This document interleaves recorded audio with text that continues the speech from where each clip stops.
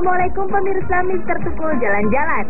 Di tengah bulan Ramadan yang suci ini, Mister Tukul akan berjalan-jalan di kota Martapura yang terletak di Kabupaten Banjar, Kalimantan Selatan. Martapura sering disebut sebagai kota santri dan kota seram di Mekah, karena di sini banyak sekali santri-santri berpakaian putih-putih berlalu lalang. Kota ini juga sering dikunjungi oleh wisatawan, baik dari dalam negeri maupun luar negeri, dengan tujuan berziarah ke makam guru sekumpul dan makam ulama terkenal Syekh Muhammad Arsyad Al-Banjari. Beliau merupakan penulis dari kitab Sabilal Muhtadin yang menjadi salah satu panduan pengajaran agama Islam di Asia Tenggara. Penasaran seperti apa perjalanan Mister Tukul di kota religi ini? Saksikan hanya di Mister Tukul Jalan-Jalan.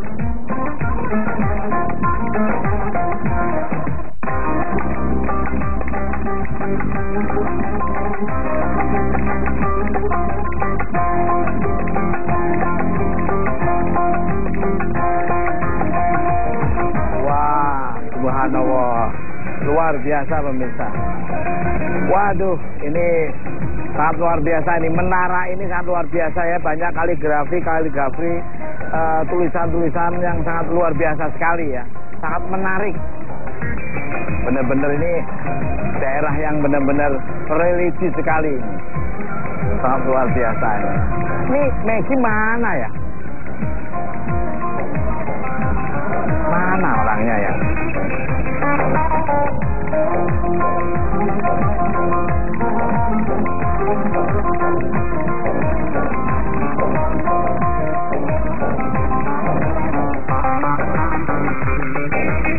Nah, pemirsa Mister Tukul jalan-jalan dimanapun Anda berada, dari dunia nyata maupun dunia gaib dan seluruh alam semesta. Sekarang saya berada di Taman Cahaya Bumi Selamat. Saya bersama seorang wanita cantik penyanyi yang mempunyai suara bagus, suara indah dan hati yang bagus juga. Dia adalah Mantur S. Kau masih gadis atau sudah janda? Luar biasa. Mantur S. Maggie Dias. Maggie Dias Sawati. Sekarang gimana kalau kita mau menelusuri kota santri di Martapura? Kota santri di Martapura. Ini sangat luar biasa nih. Suasana di kota santri. Suasana di kota santri, asik kesenangan hati. Suasana di kota santri, asik kesenangan hati. Tiap pagi dan sore hari, muda-mudi berbusana rapi, menyandang kitab suci. Nah, Mas, Tukul tahu nggak? Ini mumpung kita lagi di kota Martapura ini, ada tempat makam namanya Guru Ijai, Mas. Itu tuh kabarnya guru yang sangat disegani di Martapura. Wow. Jadi, makam Guru Ijai. Iya, jadi kayaknya kita langsung ke sana aja. Pemirsa, Mister Tukul jalan-jalan seperti apa tempatnya makam Guru Ijai yang sangat disegani oleh masyarakat di Martapura ini. Ikuti terus Mister Tukul jalan.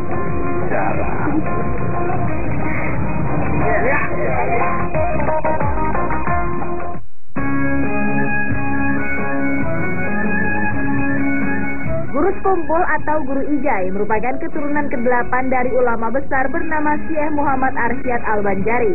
Nama asli dari Guru Ijai adalah Haji Muhammad Zaini Abdul Ghani. Menurut beberapa catatan sejarah, Guru Ijai sudah menghafal Al-Quran sejak berumur 7 tahun. Beliau juga sudah menghafal tafsir Jalalain pada usia 9 tahun. Guru Ijai sendiri sangat terkenal dengan sifatnya yang karismatik dan mengasihi sesamanya. Bahkan beliau juga berpesan kepada seluruh masyarakat Islam agar saling mengasihi, tidak menyakiti dan mengampuni kesalahan orang lain. Tak hanya itu, Guru Ijai juga membuka majelis pengajian dengan tujuan agar setiap orang dari berbagai lapisan usia bisa belajar mengaji.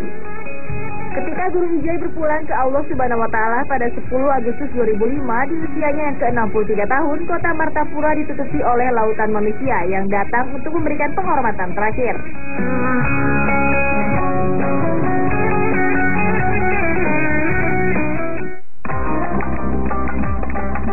Ini kita udah nyampe di nih di Martapura, sangat luar biasa ini. Bagus banget ya Mas tuh. Ada batu-batu permatanya Oh, Mas. pastinya. Memang di sini tuh terkenal dari batu permata Mas. Subhanallah, di sini terkenal ya. Mau cari kalimaya, biduri bulan, virus, atau jamrut, atau Oh, giok. iya, batu-batu. Di situ batu-batu sangat luar biasa. Apalagi peti-petinya ya, Iya. peti-petinya. Loh, ini para santri-santri yang datang berkunjung ke sini semua nih. Weh, apa kabar? Assalamualaikum. Bisa apa kabar? Assalamualaikum. Jadi nggak salah ya Mas. Nggak kalau salah. Martapura ini dijuluki kota santri. Iya, kota santri di sini luar biasa. Tapi ngomong-ngomong makamnya di mana sih Nah, Mas? makanya dari itu kita makam di mana ya? Makam Guru Ijai. Iya, iya, di mana ya? Kamu dirimu kan kalau tempat-tempat kayak itu kayaknya seneng banget ya. Semangat banget Mas. Soalnya bisa menggali sejarah apa sih yang ada di dalam. Oh iya, iya bener-bener.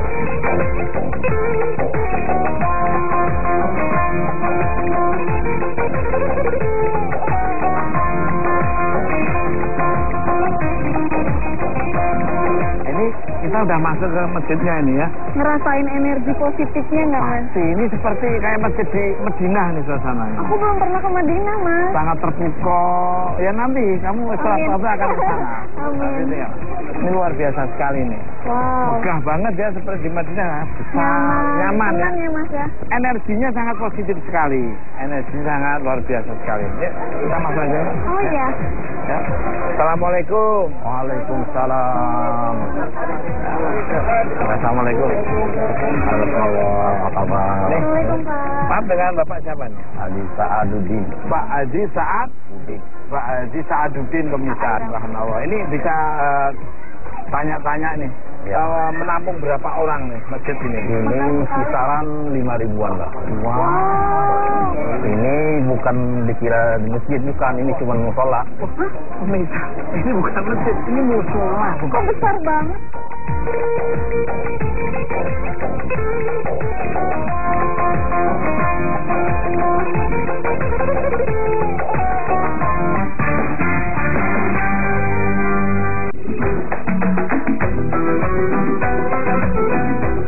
Musola Ar-Raudah mungkin merupakan musola terbesar yang ada di Indonesia.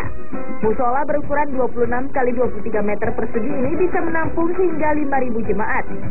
Musola yang dibangun pada 12 Januari 1988 dibangun atas inisiatif Guru Ijai.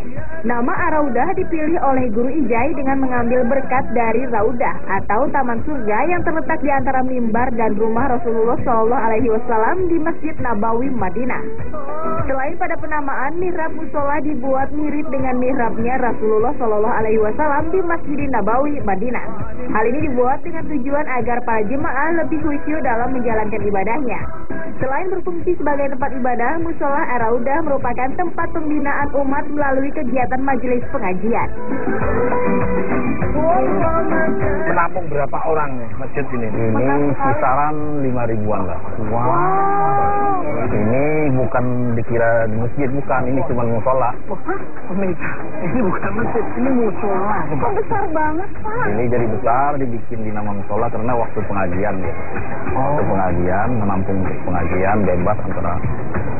Ini bukan untuk masjid sholat Jumat, bukan. Wah, subhanallah, sangat luar biasa sekali pemirsa. Ini baru kali ini melihat musola selebar ini dan sebagus Ini ini. musolanya aja udah besar gini Oh, iya. Mas. Apalagi masjidnya. Wah, rasanya adem ya. Iya benar. Pemirsa, kayaknya kita penasaran, pengen tahu apa yang ada di dalam nih. Pasti nyaman, aman, energinya pasti positif. Ikuti terus, Mr. Tukul jalan-jalan. Boleh izin? Ya, silahkan masuk.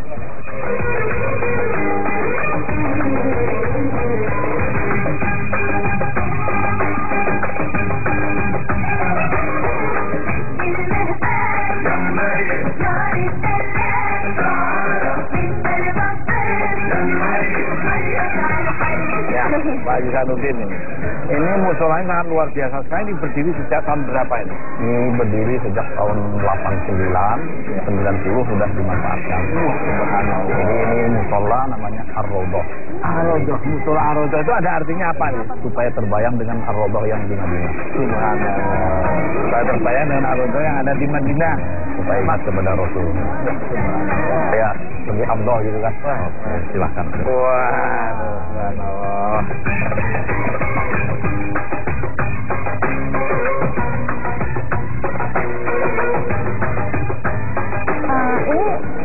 membuat musola ini siapa sih Pak? Ini swadaya, tapi dananya dari tanahnya itu almarhum guru kumpul ini yang kalau tanahnya itu murni 100% beliau yang beli. Kalau yang bangunannya swadaya. Jadi tanahnya beliau yang beli, tapi kalau bangunannya swadaya mas. Luar biasa. Ini Tujuan pembangunan ini ya, tujuan ini untuk tempat majelis. Nah, jadi majelis pengajian beliau sejak tahun 90 berpindah kemari. memang hawanya masuk ke sini tuh adem ya Mas. Ya. Di luar kan panas sekali. luar biasa sekali. Luar biasa sekali. Nah, pemirsa, rasanya di sini nyaman, aman, tentram nih. Luar biasa. Ya, siapa sih sebenarnya sosok guru ini? Ya, sosok beliau itu ya cukup sederhana aja, cuman dari sifat akhlak beliau itu yang bagus, yang dipanuti masyarakat di sini. Jadi waktu di sini pengajian itu yang hadir itu dari kalangan pejabat, pengusaha, yang miskin, petani. Artis juga katanya sering di sini. Artis juga sering.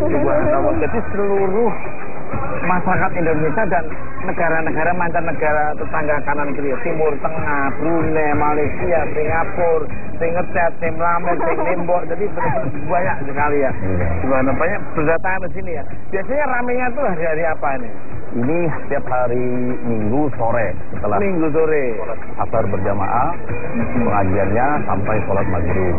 Kita kayaknya tertarik dengan mimbarnya ini, boleh diizinkan sana? Boleh, silakan. Ah, ini peninggalan dari Guru Ijai juga. Ya.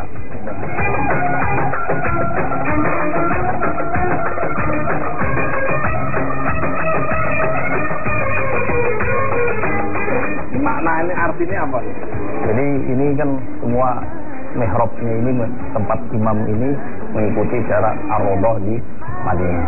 Jadi supaya waktu kita sholat itu ikut bagaimana caranya Rasulullah waktu sholat gitu. Jadi seperti saya yang belum pernah ke Madinah nih, di sini udah merasakan Madinah. Iya, nanti kamu udah ada di sini, berarti kamu akan datang ke sana.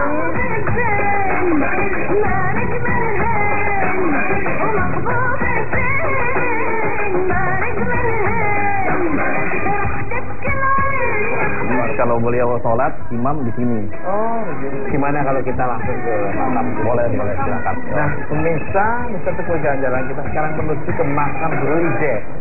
Seperti apa tempatnya dan saksikan terus Mr. Tukul jalan. Jalan.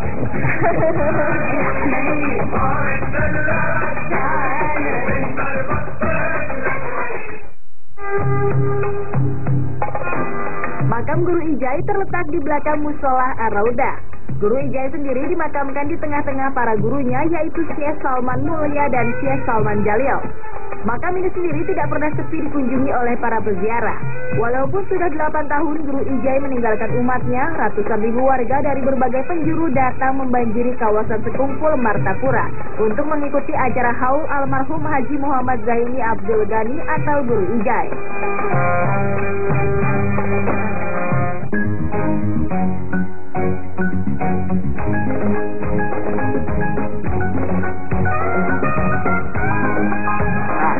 Mr. Tukul jalan-jalan kita sudah di depan makam Guru Ijai. Sangat luar biasa sekali nih. Apa nih? Pernah dengar nggak? Katanya Guru Ijai ini waktu umur 7 tahun sudah hafal Al-Quran. Iya, benar. Iya, betul ya Pak ya? Iya. Dan katanya lagi Pak, beliau ini bisa menerawang pikiran orang ya Pak ya? Ya. Apa bisa membaca masa depan yang betul? Ya, kalau dibukakan Tuhan. Oh, diizinkan. Semua itu kan di tangan Tuhan. Iya, iya. Kalau pas kebetulan gitu kan dibukakan. Ya, subhanallah. Di atas izin Allah Subhanahu wa taala, beliau ini bisa membaca masa depan orang, bisa melihat visualnya ke depan. Itu atas izin Allah Subhanahu wa taala, dan sangat luar biasa sekali. Energinya itu saya rasakan sangat positif sekali. Iya. Positif sekali. Nah, penasaran?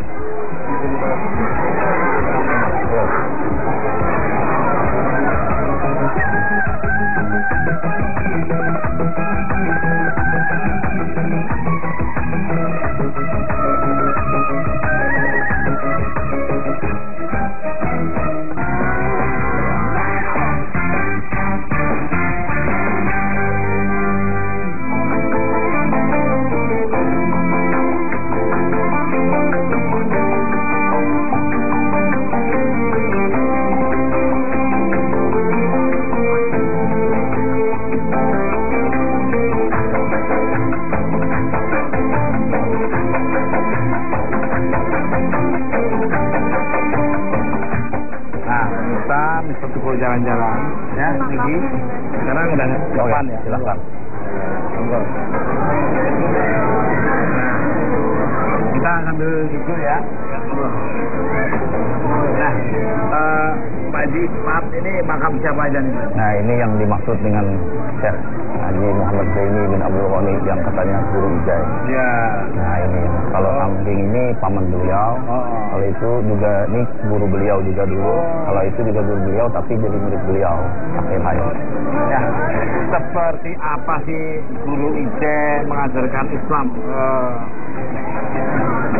daerah Banjarmasin ini, terutama Martapura? Kalau beliau mengajarkan itu berdasarkan apa ada kitab-kitab yang dibacakan, ya. Tapi yang terutama sekali beliau lebih mengutamakan dengan cara pribadi beliau sendiri. Contohnya seperti jangan pemarah, beliau terlebih dulu tidak marah. Bahkan orang yang mengkritik, orang yang memusuhi itu bukannya dia tidak membalas dan malah memberi kasih hadiah menghormati, karena itu dianggap sebagai kritik membangun. Katanya musuh itu adalah guru ya Pak bagi Ya, musuh itu malah dianggap beliau sebagai guru. Ya tadi karena seorang yang kontra itu, yang katakanlah tadi musuh ya, itu mengkritik dengan cara segala macam itu kan bagi beliau itu membukakan yang perilaku yang tidak baik. Kalau memang benar itu untuk diperbaiki, kalau tidak itu berarti dia mengasih pahala sama beliau. Jadi beliau berterima kasih gitu. Luar biasa sekali. Jadi semacam ditegur gitu ya. Iya. Jadi kritikan itu malah justru memvisualkan diri kita sendiri bahwa kita harus memperbaiki kekurangan-kekurangan kita supaya kita jadi lebih benar terus. Nah, jadi jangan merasa benar, harus selalu ada kritikan, diambil sisi positifnya. Saya luar biasa sekali. Saya sangat setuju sekali. Nah, kabarnya guru Ijai ini disebut guru kumpul. Iya. Apa ini? Beliau dulunya itu kan tempat tinggalnya di Keraton. Di tahun 90 membangun majelis di sini karena di sana terlalu sempit. Nah, setelah pindah di sini ini namanya dulu Jalan Sekumpul. Lalu orang-orang menyebutnya Guru Sekumpul. Nah, ini terawat banget ya. Terjaga, terawatnya benar-benar anak dofatu minal iman. Nanti kebersihan salah satu dari iman. Jadi dibersihkan semua kerampiannya. Masuk aja masyarakatnya ramah-ramah. Ya, sangat welcome kepada kita. Nah, ini nama asli beliau itu siapa sebenarnya? Nama asli beliau namanya Muhammad Zaini. Beliau keturunan dari Syekh Muhammad Arsad, Datuk Kelambayan juga. Kabarnya nih Pak, beliau waktu meninggal banyak sekali orang-orang yang melakukan penghormatan terakhir. Ya, memang banyak. Jadi mungkin ratusan ribu orang. Karangan bunga dari tokoh-tokoh agama lain juga ada. Dari pejabat, mungkin seluruh datang. Ini benar-benar sangat amazing dan luar biasa sekali. Nah, sekarang biasanya tradisinya seperti apa budaya ini ziarah orang? Monggo, tolong dibimbing nih kita ini.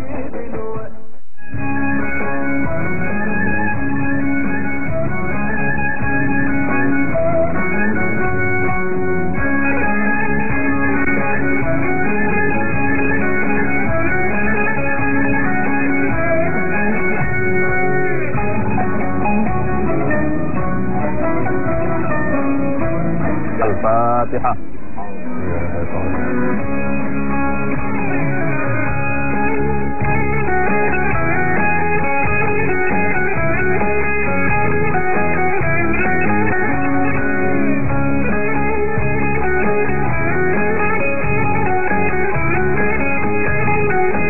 Bismillahirrahmanirrahim.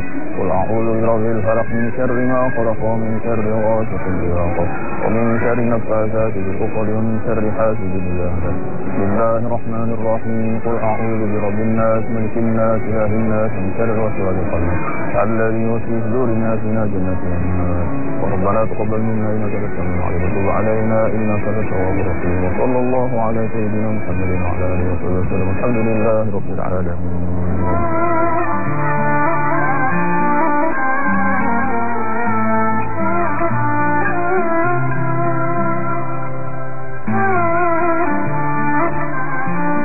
Nah, pemirsa Mister Tukul Jalan-Jalan, saya masih sama Pak Haji, terus Mama Megi, kita mau nanya-nanya nih.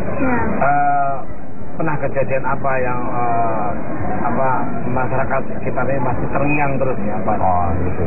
Kalau kejadian yang setelah beliau wafat itu pernah gitu ada orang datang mau ziarah, tapi waktu beliau masih hidup belum pernah ketemu gitu kan, jadi nggak pernah melihat beliau.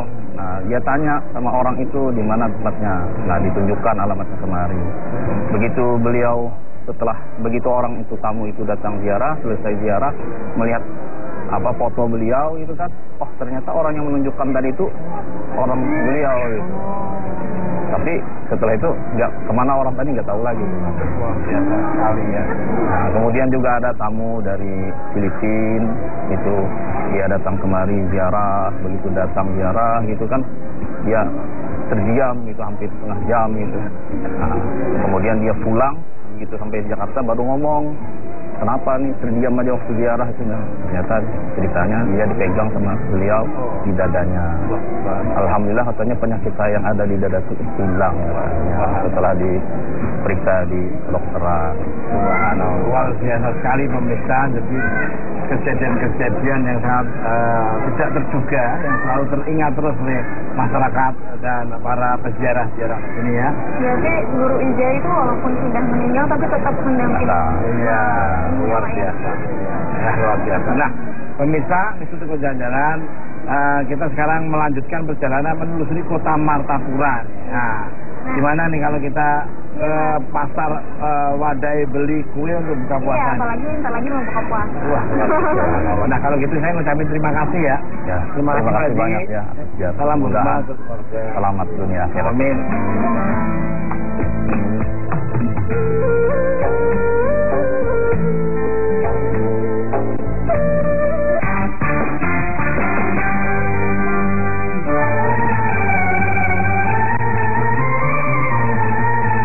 Setelah Mr. Tukul berziarah di makam Guru Tumpul, Mr. Tukul dan Lady Dias akan berjalan-jalan di Pasar Wadai, Martapura. Di bulan Ramadan ini, Pasar Wadai akan dipenuhi oleh para pedagang kue yang menjajakan jajanan buka puasa. Seperti apa berkah yang didapatkan para pedagang di bulan suci penuh rahmat ini? Saksikan aja di Mr. Tukul jalan-jalan.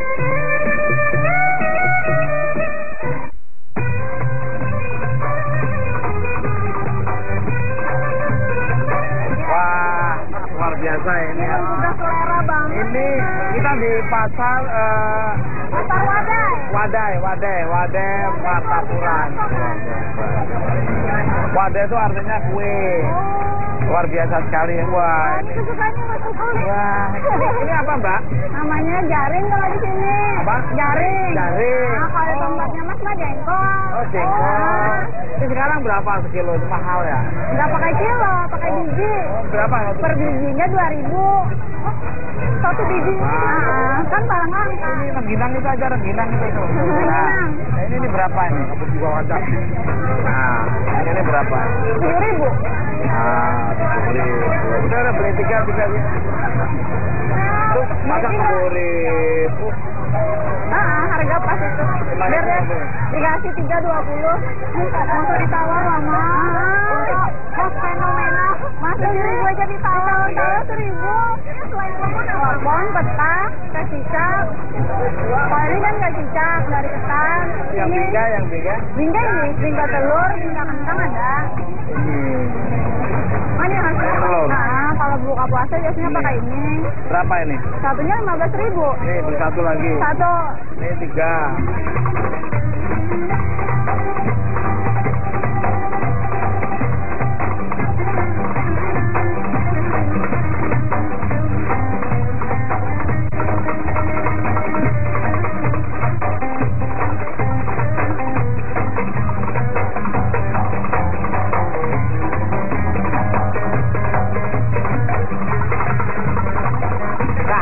Kalau lagi Ramadan gini, kue banyak ya? Yang beli banyak yang beli.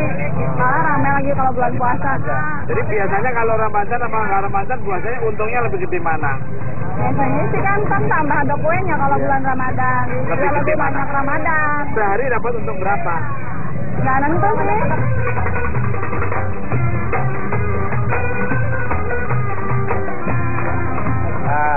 Terima kasih ya, sukses selalu dan ini semua masuk TV semua.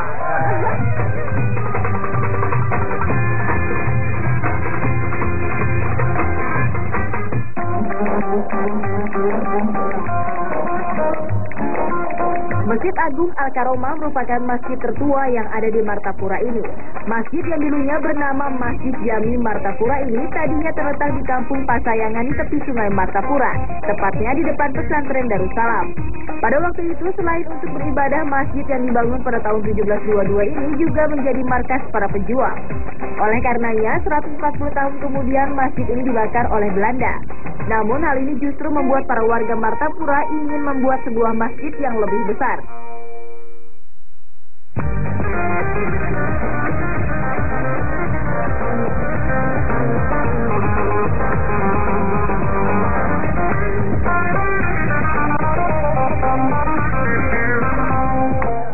Nah, pemirsa Mister Tukul Jalan-Jalan ketemu lagi bersama saya, Tukul Arwana, cover boy dari majalah Tetangga, dan Masih bersama Megi Dias nih, Mas.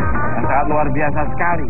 Dan masih di sekitar Kalimantan Selatan, yaitu Banjarmasin, lebih tepatnya di Martapura, di Masjid Agung Al-Karomah Martapura.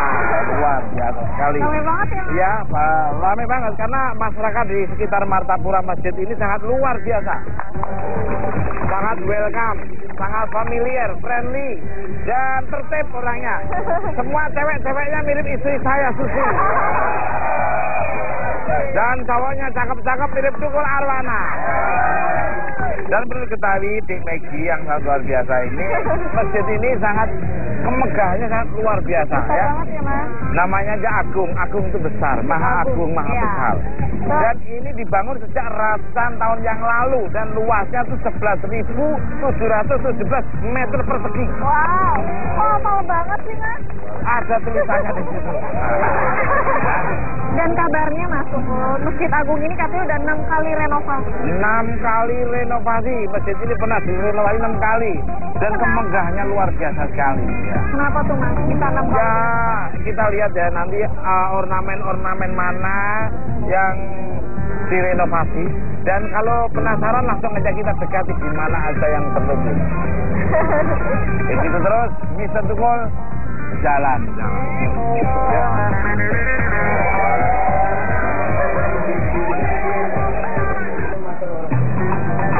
Nah, Mister Tukul jalan-jalan. Saya sudah berada di tulisan yang sangat luar biasa, yaitu Wow, apa tuh, Mas? Masjid Agung Al-Karomah. Itu tulisannya, Mas? Oh, pastinya. Saya tuh kalau membaca tulisan-tulisan Arab kayak gini itu anak saya yang lebih pinter. Nah, pemirsa, lebih detailnya lagi kita akan ketemu dengan narasumber ya. Yang bisa memberikan informasi lebih detail Betul. tentang masjid. Seperti apa? Nanti cara memberikan informasinya ikuti terus.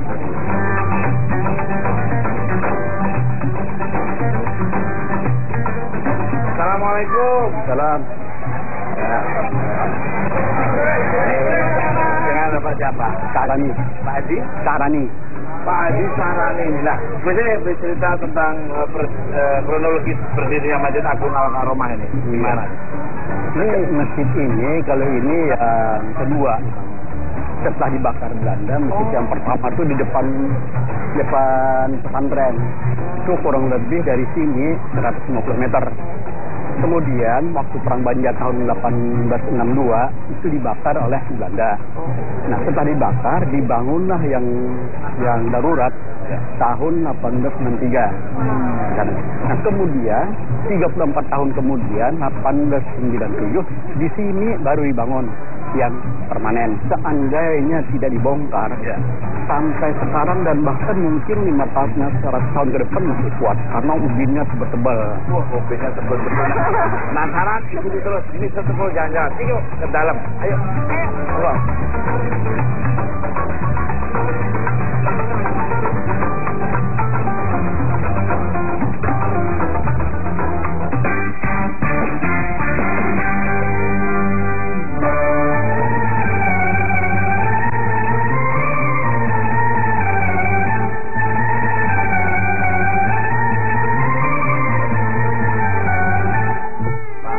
Ini gimana nih Pak Haji, dalamnya nih? Tebel apa nih ubinnya nih? Luar biasa ya, Mas. Oh, dalamnya pemirsa megah dan karpetnya aja ada.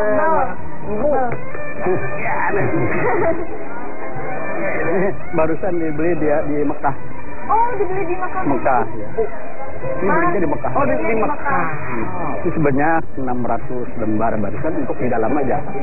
Jadi ini 600 lembar kalau kali 12 berarti 7 ribuan sudah jamaahnya. Baru yang dalam, belum lagi dua dom di atas. Jadi kalau hari Jumat ini kan penuh bawah atas, mau meluber keluar. Jadi kalau dihitung semua 25 ribuan. Wah, Kalau peninggalan yang masih asli di sini tuh apa aja Pak? peninggalan masa asli itu pertama itu mimbar. Kemudian ini tiang-tiang. Ini yang diambil dari Kalimantan Tengah kemarin. Itu pemirsa, kita melihat ke mimbar dulu yang peninggalan yang lama ya. Yang masih asli. Jangan. Ada.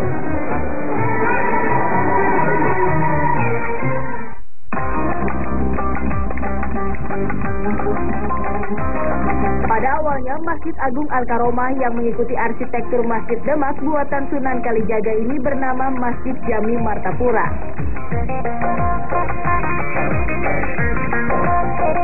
Setelah direnovasi berkali-kali, masjid ini banyak mengambil bentuk bangunan modern dari Eropa dan Timur Tengah. Hal ini dapat disaksikan dari atap kubah bawang dan ornamen bergaya Belanda. Meskipun kini Masjid Agung Al-Karomah terlihat sangat megah, namun di dalam masjid ini sendiri masih menyimpan sisa-sisa masjid terdahulu. Hal ini bisa dilihat dari 4 tiang ulin peninggalan Datu Landak masih berdiri tegak dan kokoh di tengah masjid ini. Tak hanya itu, beduk yang terbuat dari rakit pun masih dipakai. Mimbar berumur 1 abad yang memiliki motif kembang berbentuk panggung dan dilengkapi dengan tangga pun masih berfungsi dan digunakan. Tak hanya itu, lantai tempat menaruh mimbar pertama di masjid terdahulu pun masih ada dan dilapisi dengan kaca agar tidak rusak.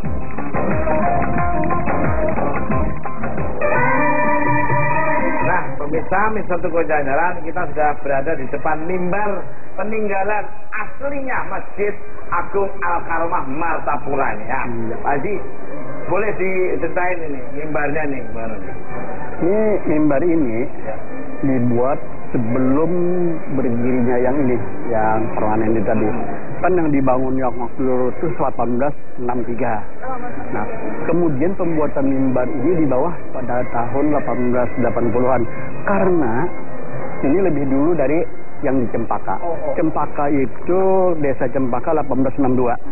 Ini sudah ada katanya, berarti ini kan sebelum 1862. Nah, kemudian baru dibikin masjidnya 1897.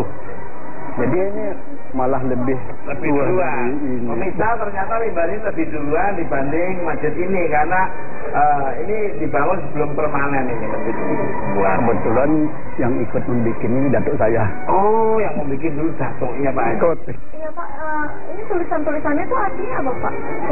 Tulisan dari ukiran. Maknanya dan artinya tulisannya apa? Ini doa kalimat syahadat. Ya. Nah, jadi la haula wala quwwata illa billah, dan itu aja itu kalau di atas itu Umar. Sayyidina Umar kan juga. Karena ceritanya Sayyidina Umar itu kan ditakutin sama iblis. Itu ada bunga-bunga itu apa? Nah, ini begini. Di sini kan setiap hari ada aja orang yang ziarah. Oh. Ziarah ke masjid. Di sini kan nggak ada makam. Kalau Amsel kan ada makam, orang ziarah ke makam. Kalau di sini nggak ada makam, orang cuma datang ke masjid, ziarah ke masjid. Jadi biasanya masjid ada makam, ya ini masjid tidak ada makam ya. Tapi orang ziarah setiap hari. Ziarah tiap hari ya. Ini unikanya di sini. Ada yang bawa kembang taruh di sini, ada yang bawa kembang taruh di bekas tiang-tiang lama itu. Dia sambil berdoa gitu ya. Sambil doa ya. Di Tapi tempat kita udah kita. Namanya Tresma tuh gitu, ada orang datang ngasih duit, ada orang datang ngasih duit, Pak. Tapi kita kasih peringatan juga, hati-hati jangan sampai sirik. Oh iya. Itu bisa berbahaya. Ya, kebanyakan gitu ya Pak. Jadi dipesan tidak boleh sampai sirik karena ini tetap budaya, mungkin budaya. Ya, budaya aja. Nah, kabarnya di sini ada bekas tempat imam terdahulu yang dialasi apa? Ada. Dialasi kaca ini. Ini bisa ya? Ya betul. Ada. Unik ya dialasi kaca. Nah, alasi kaca itu gini Pak. Karena ini dibangun ya. Kemudian supaya itu jangan sampai hilang, itu dibiarkan ini agak ke bawah. Ini kita membangun kita atas lantainya agak ke atas. Jadi udah tutup ya bang kaca yang bisa diinjak gitu lah. Jadi bisa dilihat sekarang. Wah, penasaran pemirsa seperti apa ini gambar yang dikasih. Ikuti ini satu jalannya.